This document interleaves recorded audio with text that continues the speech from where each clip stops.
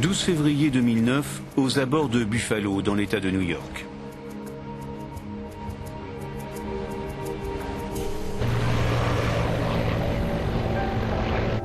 Train sorti. Phare allumé. Train sorti. Un petit avion régional entame son approche finale. Tout va bien à bord, quand soudain, Oh mon Dieu! en une seconde, l'appareil semble devenir incontrôlable. Voici l'histoire du vol Continental 3407.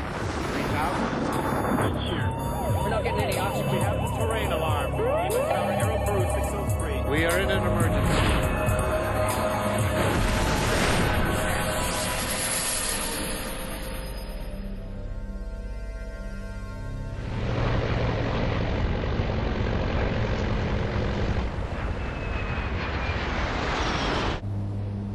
Le vol Continental 3407, affrété auprès de la Comer, assure la liaison entre Newark, l'un des aéroports de New York, et la ville de Buffalo, située à 450 km de là, près des chutes du Niagara.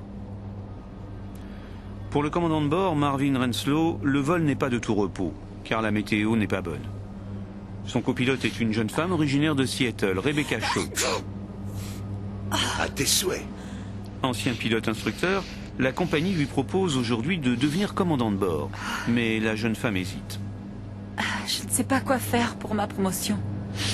Tout dépend de la ville qu'on me proposera. Regarde les choses différemment. Si tu refuses ta promotion, tu n'auras évidemment pas le même salaire qu'un commandant de bord. Oui.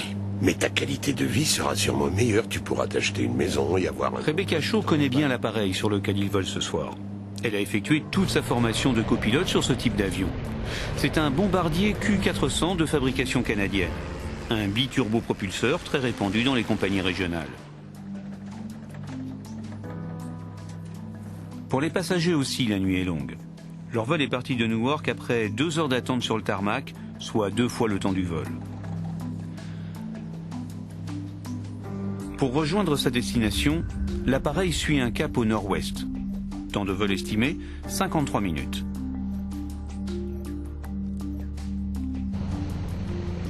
À l'arrivée, les conditions ne sont pas bonnes. La visibilité est très réduite, il neige et un vent de force moyenne souffle sur l'aéroport de Buffalo. Juste un peu d'eau, s'il vous plaît. Elise Costner est étudiante à la faculté de droit de Jacksonville en Floride. Elle rentre chez elle à Buffalo pour voir sa famille. Elle avait 5 nièces et neveux à l'époque.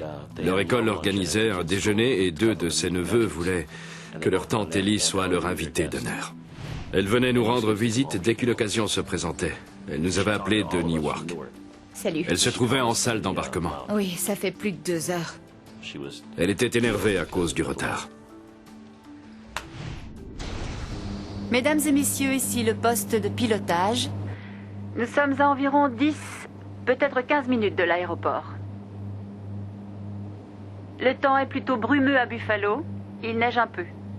J'aimerais m'assurer que tout le monde reste assis afin que le personnel de bord puisse préparer l'avion pour l'atterrissage. Merci. Colgan 3407, descendez. Et maintenez à 2300 pieds. Bien reçu, nous descendons à 2300. Colgan 3407. Faisons la checklist de descente. Et on va faire celle de l'approche en même temps. D'accord. Repère calé. Calé. GPWS opérationnel. Volet 15 degrés. Tout en poursuivant la descente, l'équipage finit de préparer l'appareil pour l'atterrissage. À travers les hublots, les passagers aperçoivent déjà les premières lumières des banlieues de Buffalo. Comme celle de Clarence Center, une petite commune située juste dans l'axe des pistes de l'aéroport.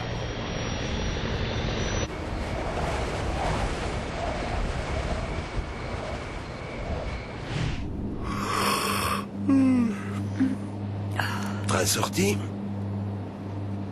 Phare allumé. Train sorti.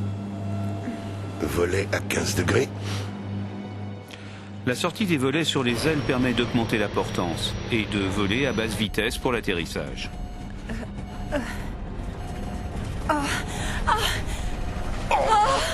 Soudain, le manche commence à vibrer.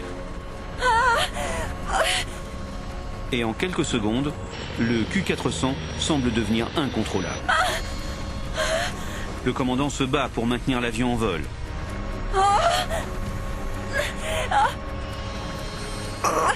Mais l'appareil semble devenu fou. Durant de longues secondes, se joue dans le ciel un duel mortel entre l'homme et la machine. Oh, Seigneur!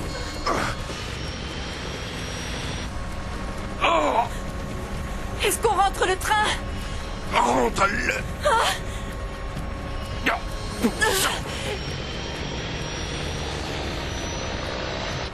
On va au tapis!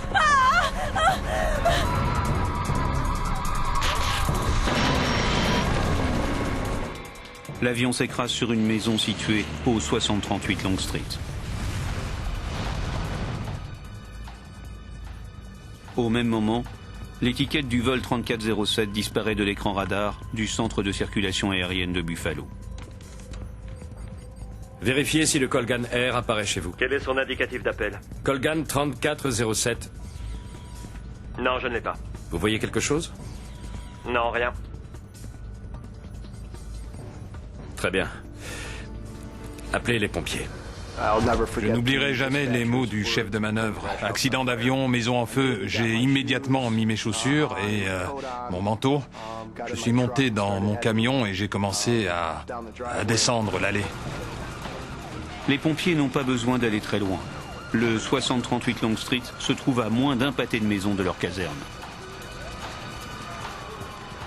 Au moment où je tournais en direction du village, j'ai vu que tout était embrasé. On voyait de la fumée, on voyait des flammes. Seule Karen Wilinski et sa fille, qui habitent la maison, ont réussi à s'enfuir. Son mari, Douglas, lui, a été tué sur le coup. Ma première réaction a été de me dire qu'il était impossible que quelqu'un s'en sorte vivant.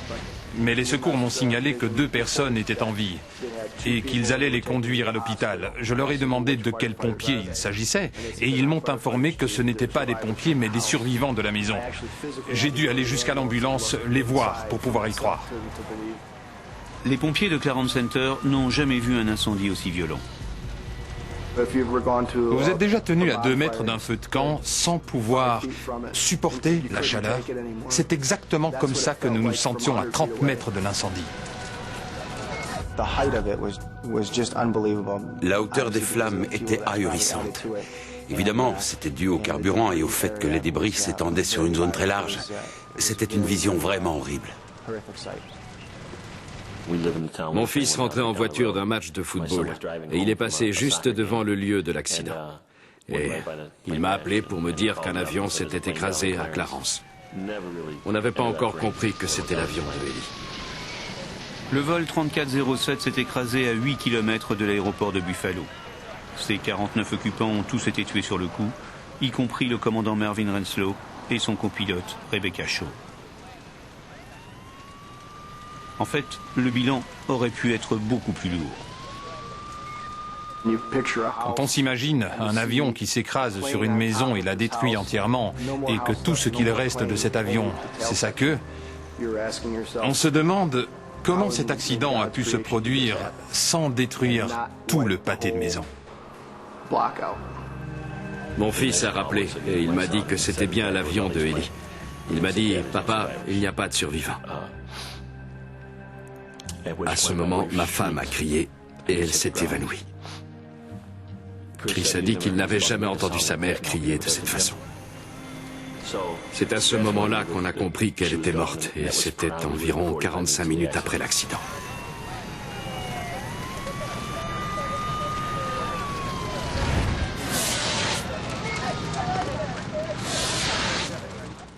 Le lendemain matin, les lieux du crash ressemblent à une scène de guerre. Clint Cruikshanks du Bureau national de la sécurité des transports. Je pourrais commencer à regarder? Clint Cruikshank est l'un des premiers enquêteurs sur place. Lorsque nous sommes arrivés sur les lieux, l'incendie n'avait toujours pas été maîtrisé. En fait, une conduite de gaz de la maison s'était rompue. Et dès que les pompiers éteignaient l'incendie, il se rallumait au bout de 2 minutes. C'est l'une des scènes les plus horribles et les plus atroces que j'ai jamais vues. Le Q-400 était un petit avion, Et pourtant ce crash est l'un des pires survenus aux États-Unis durant les 7 années précédentes.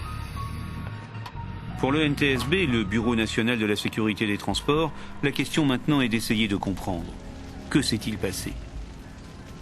Et les enquêteurs ont un premier adversaire, le feu qui brûle toujours et les empêche d'approcher les débris de l'avion pour faire des premières constatations.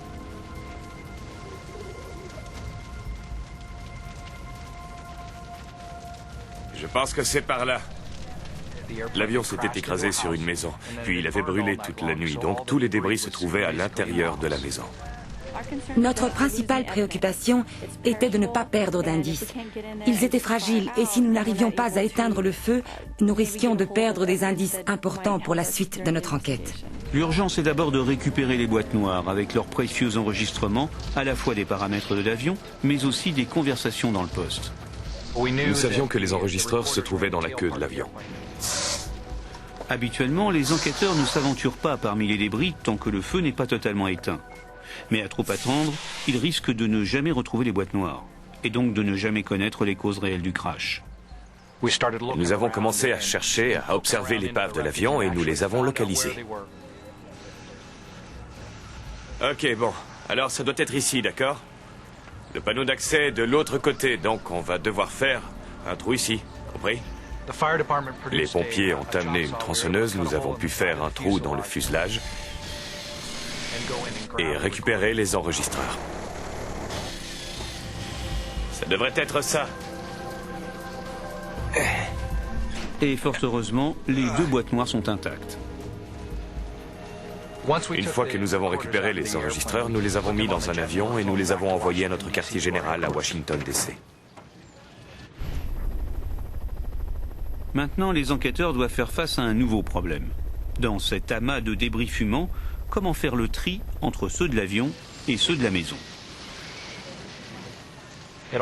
Tout a brûlé et s'est entassé dans la cave. Donc nous avons à peu près 3 mètres de débris à creuser pour retrouver tout l'avion. Le travail paraît titanesque. Il est pourtant indispensable pour récupérer des indices exploitables. Les enquêteurs vont alors recevoir l'aide précieuse d'un groupe d'étudiants précisément en cours de formation sur l'analyse d'une scène de crime.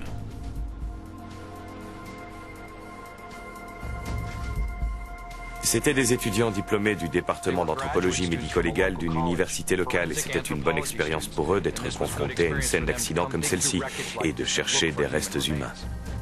Mettez les trains d'atterrissage par là. Le travail est minutieux et éprouvant, mais il permet aux enquêteurs de se consacrer, eux, aux débris de l'avion. Nous étions à 4 pattes avec des brosses et des petites pelles en train d'essayer de déterminer quels étaient les débris de l'avion et quels étaient ceux de la maison pour les mettre dans 2 piles distinctes. La première question que je dois me poser en tant qu'ingénieur en calcul de structure est de savoir si l'intégralité de l'avion se trouve sur le lieu de l'accident. Les pièces retrouvées sont méticuleusement analysées, notamment pour déterminer si les 4 extrémités de l'avion, le nez, la queue et le bout de chaque aile, sont bien là. Si on retrouve les 4 extrémités de l'avion, cela signifie que celui-ci ne s'est pas brisé en plein vol. Il n'y a aucun élément qui s'est détaché de l'avion pendant le vol et qui aurait pu causer l'accident. Une des ailes s'est entièrement consumée. Quant à l'autre, elle est brisée en 1000 morceaux. Hé, regarde ça! Mais peu à peu, les enquêteurs trouvent ce qu'ils cherchent. C'est le dernier morceau. C'est celle de gauche. Ce n'est que plusieurs jours après avoir commencé l'enquête, pendant que nous fouillions les débris, que nous avons trouvé des preuves de la présence de l'aile gauche et du nez de l'avion. Ils ont dorénavant entre les mains suffisamment d'éléments pour affirmer que l'avion ne s'est pas brisé en plein vol. La cause du crash n'est donc pas une rupture de la structure de l'appareil.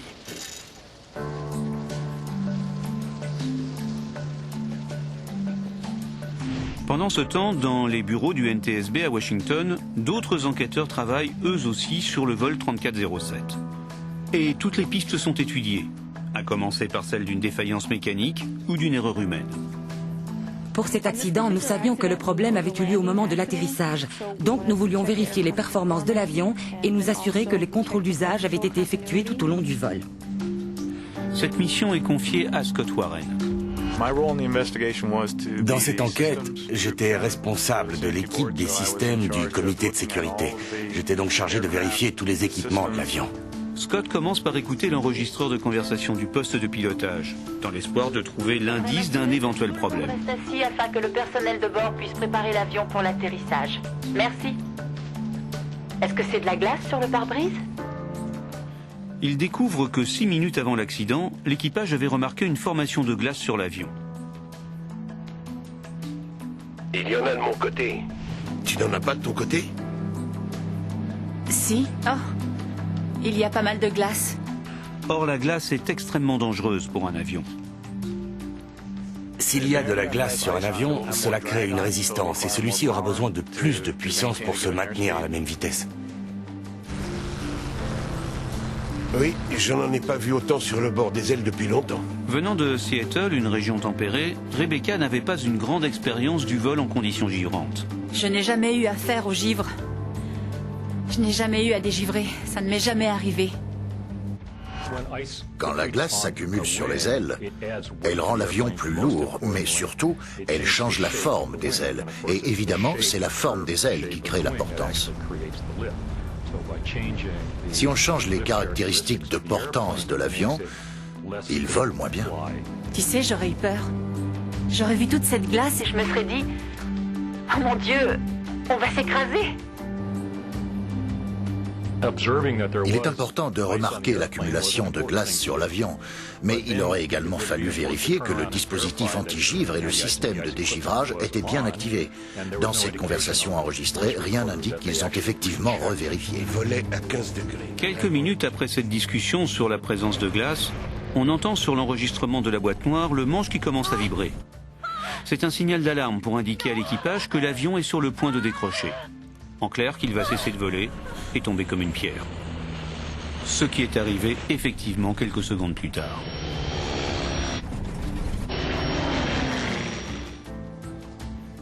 Nous savons qu'ils étaient en conditions givrantes. La question est de savoir si les conditions étaient mauvaises au point de créer une défaillance. Le givre devient le suspect numéro 1 dans le drame du vol 3407. Si c'est du givre, alors prouvons-le. Nous étions tous convaincus que l'accident était dû au givre. On s'est dit que ce devait être la cause. On devait juste chercher les caractéristiques clés du givrage, faire des vérifications et ce serait bon. Mais du côté des familles des victimes, le doute s'installe. À l'origine, notre théorie, c'était que l'accident était dû au givre. La nuit était froide et elle avait causé la chute de l'avion. Puis nous avons commencé à interroger des gens connaissant bien les compagnies aériennes, voire des pilotes, et ils nous ont dit « Non, je ne pense pas, ça n'a aucun sens ». Un doute partagé par certains enquêteurs, comme Scott Warren. Car le Q400 a un système sophistiqué de dégivrage conçu pour éviter l'accumulation de glace sur les ailes et les autres parties vitales de l'avion. L'appareil possède notamment des pneumatiques gonflables installés sur les bords d'attaque des ailes. Ces pneumatiques sont télécommandés par l'équipage et alimentés par de l'air provenant des moteurs. Le système est conçu pour se gonfler régulièrement et ainsi casser la glace qui se serait accumulée sur le bord des ailes. Scott s'interroge. L'équipage du vol 3407 a-t-il réellement activé le système de dégivrage? La réponse est évidemment dans le contenu des boîtes noires qui enregistrent tous les paramètres du vol et la moindre action des pilotes. Et concernant le système de dégivrage, la réponse est claire. D'après l'enregistreur de données de vol, le système de dégivrage avait été activé par l'équipage. Et il était actif pendant la majorité du vol. À la fin du vol, il est signalé comme actif. La question suivante est de savoir si le système fonctionnait correctement. L'enregistreur de données indique qu'il était activé. Et c'est un début, mais on ne peut pas forcément croire cette information. Le seul moyen de vérifier est de retrouver des débris du système et de déterminer si oui ou non le système était actif au moment du crash. Les enquêteurs recherchent notamment les valves d'alimentation, une des pièces principales du dispositif de dégivrage. Excusez-moi. Alors, j'aimerais que tout le monde regarde ça. Pour les valves de dégivrage, on leur a dit voilà à quoi elles ressemblent. Trouvez quelque chose qui y ressemble et si on arrive à retrouver ces valves, on pourra les tester et voir si elles fonctionnaient correctement. Les valves étaient très importantes pour nous, car c'est une pièce clé qui fait circuler l'air dans les moteurs, là où se trouve l'air de prélèvement pour le système de dégivrage.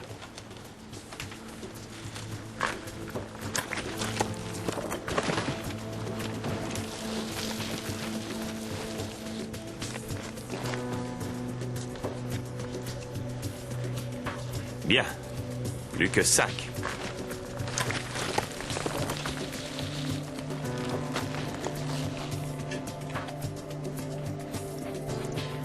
Finalement, toutes les valves, sauf une, sont récupérées parmi les débris de l'avion. Certaines étaient sérieusement brûlées, d'autres étaient plutôt en bon état. Nous avons pris ces valves et mené autant de tests que nous jugions nécessaires étant donné la gravité des dommages. Nous avons examiné le niveau de conductivité électrique et testé la pression. Nous avons examiné de nombreuses caractéristiques selon l'état de la valve. Et pour autant que l'on puisse en juger, toutes ces valves fonctionnaient parfaitement. Est-ce que c'est de la glace sur le pare-brise? Il y en a de mon côté. Si le système était opérationnel, les enquêteurs se tournent vers une autre hypothèse, celle d'une quantité de glace supérieure à la capacité de dégivrage de l'appareil.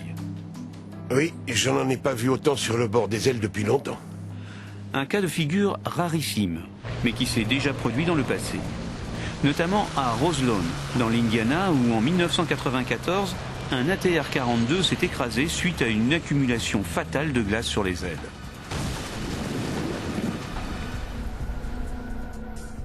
Mais pour le vol 3407, d'après les analyses des enregistrements des boîtes noires, nous ne sommes pas dans ce cas de figure. En fait, l'avion volait comme s'il y avait une quantité relativement minime de glace dessus, une quantité raisonnable. Ça a l'air normal. Il n'était pas surchargé, ce n'était pas excessif. Si la glace n'est pas à l'origine du décrochage, il faut donc trouver un autre facteur pour expliquer l'accident.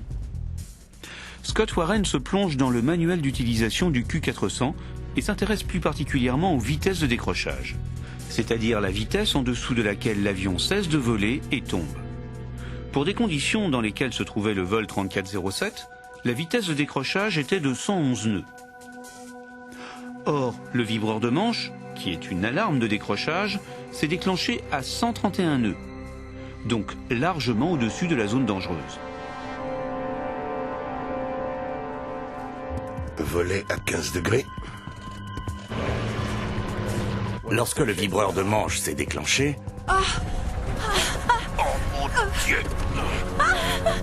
Il n'était pas encore au bord du décrochage. Ils étaient à une vingtaine de nœuds du décrochage. Mais si l'avion avait suffisamment de vitesse, pourquoi alors est-il tombé ?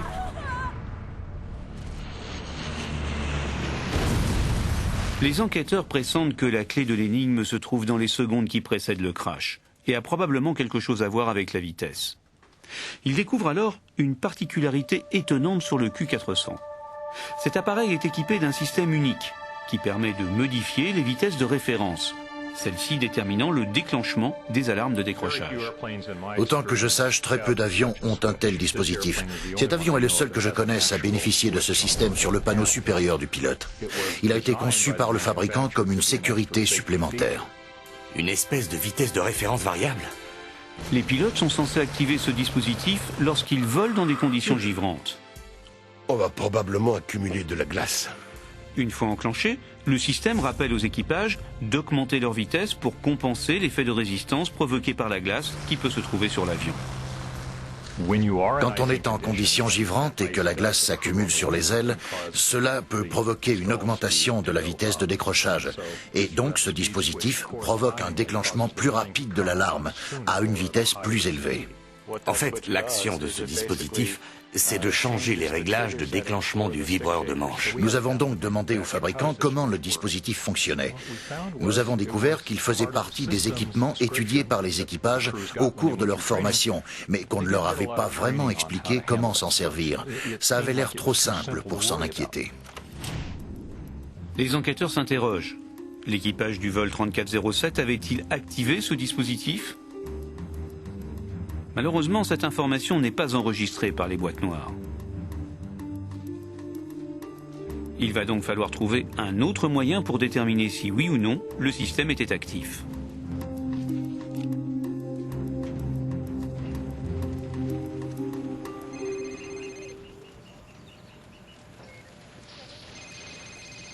Clint à l'appareil. C'est la nouvelle mission prioritaire de Clint Cruikshank. Très bien, je vais voir si on l'a. Retrouver parmi les débris le panneau de commande des systèmes de dégivrage du Q400.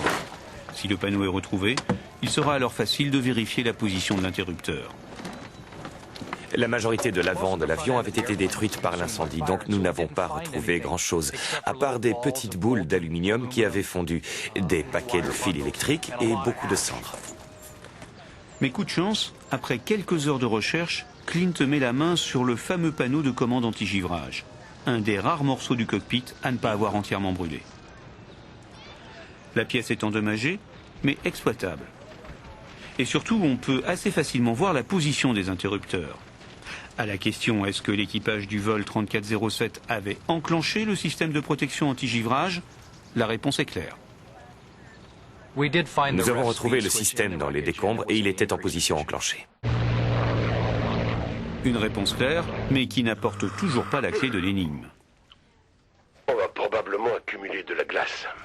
L'enregistreur de conversation dans le poste de pilotage indique qu'au moment où le commandant Renslow commence à descendre vers Buffalo, l'avion vole à la vitesse d'approche standard. Cela intrigue les enquêteurs. Avec le système de protection enclenché, l'équipage aurait dû voler à une vitesse plus importante. Les pilotes auraient-ils commis une faute? La vitesse est un paramètre vital à bord d'un avion et doit être régulièrement surveillé. Si tu refuses ta promotion, tu n'auras évidemment pas le même Ainsi, ils auraient dû apercevoir les petites barres rouges apparaissant sur l'écran. Mais ta qualité de vie sera sûrement meilleure. Indiquant qu'ils approchaient de la vitesse de décrochage. Il doit y avoir un emploi du temps normal. Quand on regarde l'anémomètre, on devrait se rendre compte qu'on ne va pas assez vite et que l'avertisseur de décrochage risque de se déclencher. Oh mon Dieu! Vraisemblablement par manque de surveillance, les deux pilotes se sont fait surprendre. Et surtout, ils n'ont pas su gérer la situation. Une fois que le vibreur de manche s'est activé, ils auraient pu éteindre le système de protection. Mais ils auraient surtout pu baisser le nez de l'avion pour reprendre de la vitesse. De fait, le vibreur de manche s'est déclenché à 20 nœuds, plus de 30 km/h avant la vitesse de décrochage. À cet instant, l'avion volait encore normalement. Pour comprendre ce qui s'est passé ensuite, les enquêteurs décident de recréer une simulation animée à partir des éléments des boîtes noires. Regardez ce qui se passe au moment où le vibreur de manche se déclenche.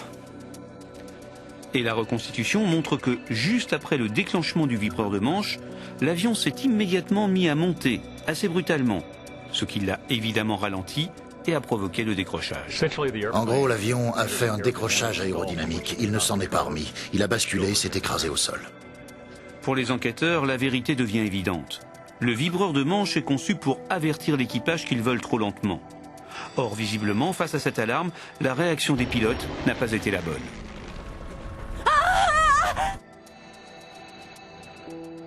Mais qu'est-ce qu'ils ont fait? C'est un véritable casse-tête.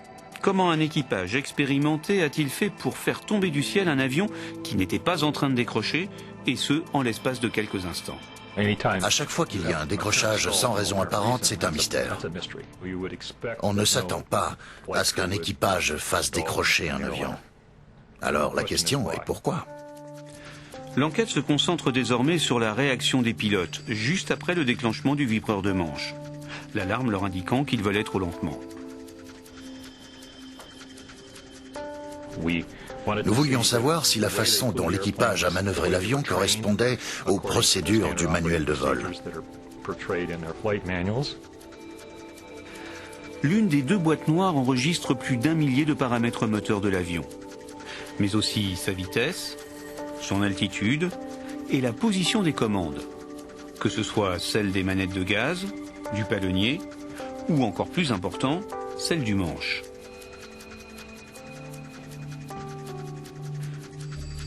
Le manche est une des commandes vitales de l'avion. En activant les ailerons et la gouverne de profondeur, il permet à l'équipage de maîtriser la trajectoire de l'appareil. La boîte noire enregistre non seulement les mouvements du manche, mais aussi la pression qu'il subit. L'enregistreur de données de vol enregistre la position des commandes de vol. Il y a des capteurs intégrés dans le manche, il y a des capteurs intégrés dans le volant. Et en étudiant le relevé de position du manche, Scott Warren découvre une anomalie. Lorsque le vibreur de manche est déclenché, en théorie, le commandant aurait dû pousser sur le manche pour mettre l'avion en descente et lui permettre de reprendre de la vitesse. En réalité, nous avons découvert qu'au lieu de pousser le manche vers l'avant, ce qui est la réaction normale lorsque le vibreur de manche se déclenche, l'équipage a tiré sur les commandes de vol. Cette manœuvre a mis l'avion en montée qui du coup a ralenti jusqu'au moment où il a décroché.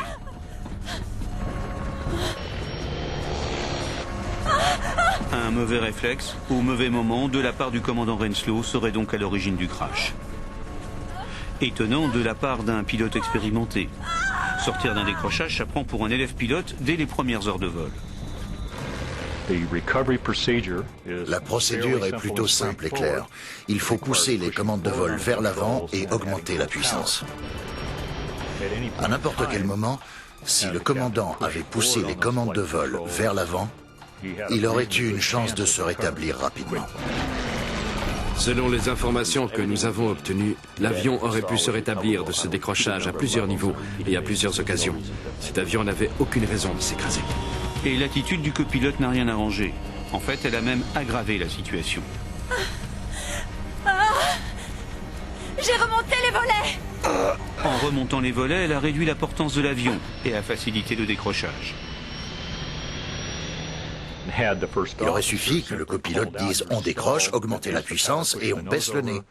Et l'avion aurait pu se rétablir. D'un point de vue humain, c'est triste de se dire qu'une telle tragédie a été causée par une seule mauvaise réaction. Pour les enquêteurs, l'incapacité du commandant Renslow à réagir correctement face à l'alarme de décrochage est la cause principale de l'accident du vol 3407. Il n'y a pas eu de défaillance mécanique, mais une erreur humaine. Le dossier est alors transféré à Evan Byrne, un enquêteur spécialisé dans les facteurs humains. Son travail sera de comprendre comment et pourquoi un pilote et un copilote a priori compétents n'ont remarqué ni l'un ni l'autre que leur vitesse était en train de diminuer. Dans ce cas précis, il y avait des signes clairs et visibles indiquant la baisse de la vitesse, signes dont le commandant n'a pas tenu compte. Dans un premier temps, Evan Byrne se plonge dans les conversations enregistrées dans le poste. Exactement. Tu pourras être chez toi pour t'occuper de ton mari et tout ça. Il découvre que l'équipage, durant le vol, a longuement discuté. Une discussion qui s'est poursuivie durant la phase d'approche. Mais d'un autre côté, je ne suis pas sûre. En soi, c'est déjà une faute, puisqu'il existe une règle dite de cockpit stérile qui interdit toute action non indispensable durant les phases importantes du vol, comme celle de l'approche. Cette règle permet tout simplement d'éviter les conversations qui n'ont pas de rapport avec le vol. Faisons la checklist de descente. Et on va faire celle de l'approche en même temps. D'accord. Repère calé. Ils découvrent également qu'emportés par leur discussion, les deux pilotes se sont préoccupés tardivement des checklists et de la préparation de l'avion à l'atterrissage. Transfert de carburant activé. Concentré sur les actions à mener avant l'atterrissage, l'équipage ne s'est pas aperçu de l'apparition des barres rouges sur l'indicateur de vitesse. Checklist d'approche terminée. C'est parti. Quand un équipage ne respecte pas les procédures et s'occupe tardivement des checklists ou ne fait pas les vérifications nécessaires, il est enclin aux petites erreurs par inadvertance et vulnérable face aux imprévus auxquels il doit faire face. Le constat est sans équivoque. L'équipage du vol 3407 n'était pas du tout concentré durant la phase d'approche. Il est arrivé au moment de l'entretien et il a dit « Vous serez promu dans 6 mois ». La preuve, ils avaient totalement oublié qu'ils avaient enclenché le système de protection anti-givrage, nécessitant une vitesse plus élevée. Ils n'ont pas vu également les barres rouges d'alerte apparaître sur leur écran. Enfin, le commandant Renslow a eu une mauvaise réaction lorsque le vibreur de manche est déclenché, scellant ainsi le sort de l'appareil. Comment des pilotes a priori compétents peuvent-ils commettre autant d'erreurs ? Une fois de plus, Evan Byrne trouve des éléments de réponse dans les enregistrements. Excuse-moi.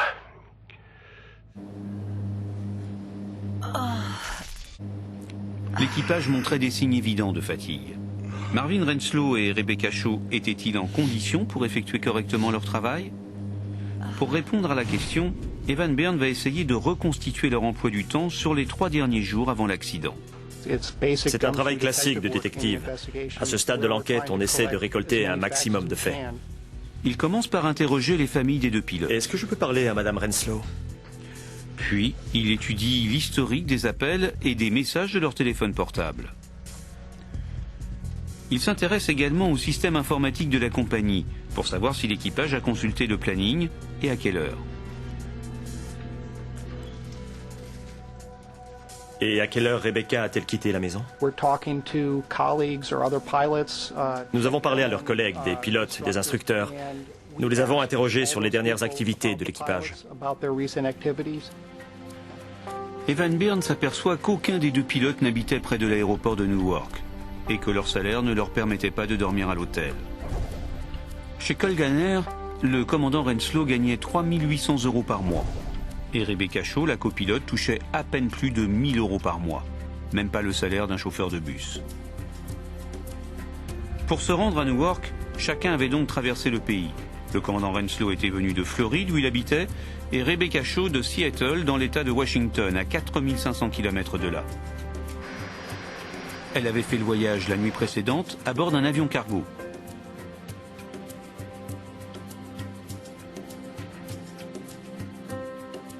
Après 2 journées de travail, le commandant Renslow avait passé la nuit sur un canapé dans la salle réservée au personnel de la compagnie à l'aéroport de Newark.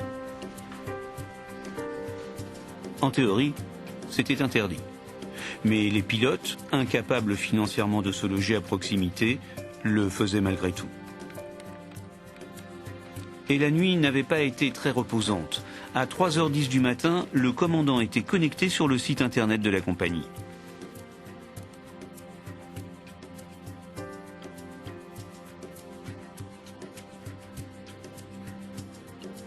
Prochain arrêt, Buffalo. À 7h29 du matin, Rebecca Shaw a envoyé un message à son mari pour lui dire qu'elle était bien arrivée à Newark.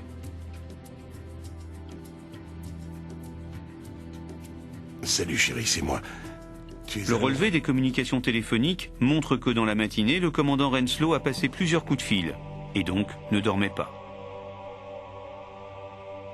Rebecca Shaw, elle, a fait selon des témoins une sieste l'après-midi pour tenter de compenser sa nuit blanche en avion cargo. Ça ne fait pas beaucoup de sommeil. Nous avons finalement conclu qu'il était fort probable que les 2 aient souffert des effets de la fatigue au moment de l'accident. Son travail consistait à surveiller la vitesse. Son travail consistait à surveiller le tableau de bord et je pense qu'elle devait être fatiguée au point où elle ne voyait plus rien. Je pense que c'est ce qui lui est arrivé et lui n'était pas plus en état de piloter. Il n'aurait pas dû être aux commandes de cet avion. À la suite de cet accident, John Costner a milité activement pour éviter qu'une telle catastrophe ne se reproduise. Il a sensibilisé le public et surtout le législateur à la nécessité de modifier profondément la réglementation qui encadre les pilotes des compagnies régionales. This is just saying we support 3407 families that fight for aviation safety, and these representatives and congressmen and senators have done that for us, and we're very appreciative. Il a mené le combat jusqu'à Washington, la capitale. Nous devions faire quelque chose. Donc, nous avons régulièrement commencé à rallier les gens à notre cause à Washington. Nous y sommes allés plusieurs fois et immédiatement les familles se sont jointes à nous. Nous allions aux réunions ensemble et c'est là que nous nous sommes dit, voilà ce que nous pouvons faire. De réunion en manifestation, les familles des victimes ont posé la problématique sur la place publique. Pour eux, la réglementation qui encadre les compagnies régionales est trop laxiste. Et pourtant, ces petites compagnies transportent chaque année la moitié des passagers aériens aux États-Unis. Avec aux commandes des avions, très souvent des pilotes jeunes, peu expérimentés, mal payés et victimes de cadences infernales. Leur niveau de formation en termes de sécurité est différent de celui des grandes compagnies. Ils ont un plus bas niveau de compétences, d'expérience et de salaire, donc elles ne peuvent pas attirer des pilotes plus qualifiés. Les salaires sont plutôt bas et les conditions de travail plutôt difficiles. Les compagnies régionales n'attirent plus des candidats du même niveau qu'avant. Certaines d'entre elles sont coincées et doivent engager les premières personnes qui correspondent aux critères minimums. Aux États-Unis, les compagnies aériennes régionales ont été impliquées dans 5 des 7 accidents mortels survenus sur des vols court courriers au cours des 10 dernières années. Parmi ces accidents, on peut citer celui du vol 5191 de Delta Connection survenu en août 2006 et qui a coûté la vie à 49 passagers lorsque le pilote a essayé de décoller de la mauvaise piste. Finalement, John Costner a gagné son combat pour la sécurité et a obtenu une nouvelle réglementation pour les pilotes. We relied on your support. We needed your support. You nurtured us. We want to thank all of you, from all of us.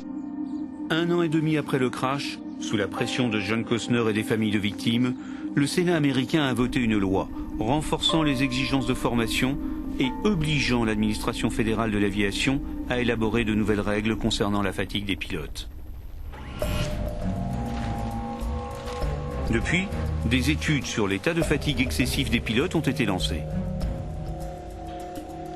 Ainsi, des chercheurs de l'université de l'Iowa développent un système qui permettrait aux équipages de résister à la fatigue, de rester vigilants tout au long des vols et d'éviter d'autres tragédies comme celle du vol 3407. Thomas Schnell est ingénieur en facteurs humains. On utilise un certain nombre de capteurs neurocognitifs et physiologiques qu'on applique sur des sujets, des pilotes que nous invitons pour nos études. Le but est d'étudier l'état de vigilance d'un pilote effectuant un vol au simulateur. Grâce au capteur, le chercheur connaît exactement le degré d'attention du pilote. Ce type de recherche pourrait, à terme, permettre la mise au point de détecteurs de fatigue à installer dans les postes de pilotage. Nous essayons de prédire l'état du pilote afin d'adapter le poste de pilotage et d'empêcher ainsi le problème d'empirer ou même de se déclarer. Nous surveillons l'activité du cerveau, du cœur, l'électrocardiogramme, la respiration et d'autres paramètres afin de voir dans quel état est le pilote ou l'équipage. Est-il fatigué, surmené? Est-il déconcentré ou distrait? Regardez. Là, on voit qu'il commence à somnoler. Et on remarque qu'il a le regard perdu dans le vide. L'expérience consiste également à déclencher des pannes importantes et des alarmes sonores pour tester la réactivité du pilote.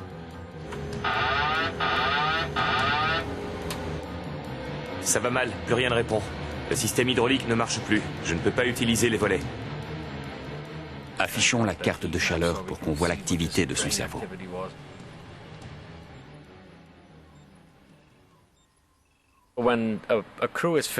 Quand un équipage est fatigué, ses réactions aux incidents seront plus lentes et des erreurs seront commises dans le poste de pilotage.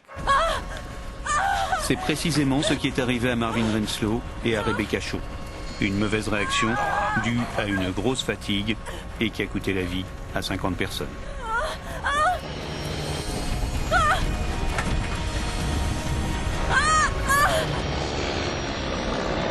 C'est une tragédie qui n'aurait pas dû arriver. C'était prévisible, ça aurait pu être évité et ça peut se reproduire si on ne fait rien. Je suis déterminé à ce que les choses changent et à ce qu'aucun père ne se retrouve dans la même situation.